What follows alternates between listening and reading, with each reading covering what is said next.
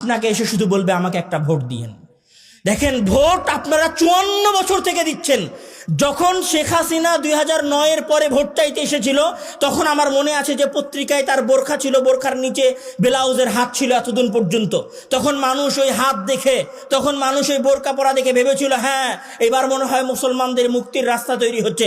সব বাংলাদেশের ধর্মপ্রাণ মুসলমানেরা হাসিনাকে ভোট দিয়েছিলেন। তারপরে 17 বছরের রাজত্ব আপনারা দেখেছেন। তার আগে যারা ছিল 2000 সালে, তাদেরকে আপনারা ভেবেছিলেন এরা এরশাদের চাইতে ভালো হবে। তখন আপনারা তাদেরকে 95-96 এর পরে 2000-এ আপনারা তাদেরকে ক্ষমতায় বসিয়েছিলেন।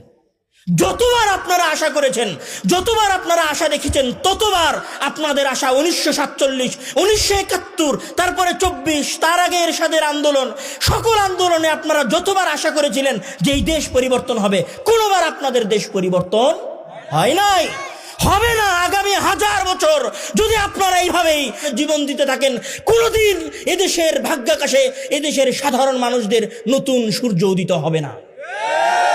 ধরেন কথার কথা, আপনি আন্দোলন করলেন, সব করলেন, সব করার পরে বাংলাদেশের সচিবালয়ে যেগুলো বসে আছে সব তো চোর বাটপারেরা বসে আছে। একটা তো সত্য বলে না, সত্য বলতে দেয় না, নিজে ঘুষ খায়, আর একজন যে ঘুষ খায় না তাকে ঘুষ খাইতে বাধ্য করে। ওদেরকে ক্ষমতায় রেখে আপনারা তো কোনোদিন বাংলাদেশকে পরিবর্তন করতে পারবেন না। আপনারা বলছেন বিচার ব্যবস্থা সংশোধন করতে হবে।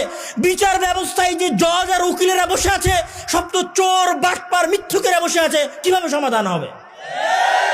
তাহলে ওই জায়গায় এমন সন্তানকে পাঠাতে হবে যে তার বাপকে দেখেছে যে আমার বাপ মাঠে কাজ করেছে, আর আমার বাপ আমাকে দিনের শিক্ষা দিয়েছে যে মরে গেলেও সত্য বলতে হবে, মরে গেলেও ন্যায় প্রতিষ্ঠা করতে হবে, মরে গেলেও আদল প্রতিষ্ঠা করতে হবে, মরে গেলেও ইনসাফ প্রতিষ্ঠা করতে হবে, আমার শত্রুর সাথে হলেও আমাকে ইনসাফ করতে হবে। এই রকম বিশ্বাস নিয়ে পড়াশোনা করে সঠিক আকীদা এবং মানহাজ রেখে যেই ছেলে ওই আন্দোলনে যাবে, যেই ছেলে ওই সচিবালয়ে যাবে, যেই ছেলে জজ এবং উকিল হবে, আজ থেকে 25 বছর পরে হলেও বাংলাদেশের ভাগ্যাকাশে নতুন আলো উদিত হবে।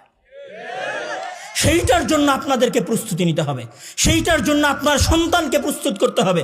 এই যে আজকে এই জালসায় এতগুলো মানুষ এসেছেন, এতগুলো মানুষের মাঝে জালসা হবে না? জালসার পরে নাসিম ভাই অনেক কষ্ট করে প্রোগ্রাম করেছে, অনেক টাকা পয়সা এটার পেছনে খরচ করেছে।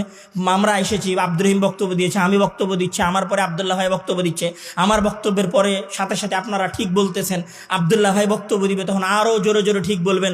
আপনার ওই ঠিকের আওয়াজ শেষ আর আপনার কর্ম শেষ।